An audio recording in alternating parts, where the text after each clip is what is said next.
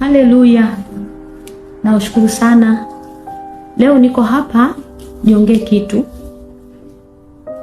Tokea mwaka juzi mpaka mwaka jana nimepitia mambo magumu. Nimepitia maneno magumu.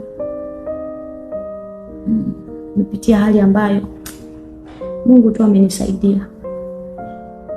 Ile hali bila Mungu hapana, sijui ningekuaje. Lakini nashukuru sana. Ila mwaka huu nikasema sasa galau sasa naanza kuwa sawa, najisikia vizuri.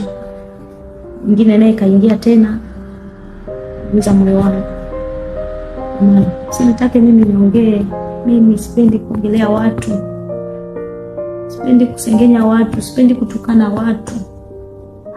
Lakini pia katika yote nimehudumia watu wengi. Mimi ni mtumishi wa Mungu. Katika uimbaji wangu najua kuna watu wamebarikiwa. Ila nimetaka tu nitumie nafasi kwa sababu ya ile hali nimekutana nayo. Mimi ni mtu tu.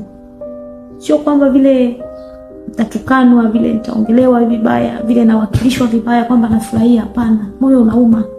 Kwa hiyo inakuwa inanitesa kidogo. Najikaza tu.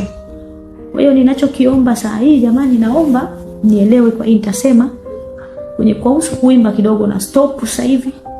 Sijajua ni mwaka gani nitaimba tena. Sijajua ni wakati gani nitaanza kuimba, lakini kwa sasa hivi kuhusu kuimba nina stop kwanza. Nina stop nikae sawa. Kwa hiyo ni hayo tu nimetaka nijulishe wale wanaopenda huduma yangu. Kwa sasa Martha kuimba nina stop. Siko sawa. Niko vibaya. Moyo unauma. Nateseka. Waimbaji wenzangu Mungu awabariki na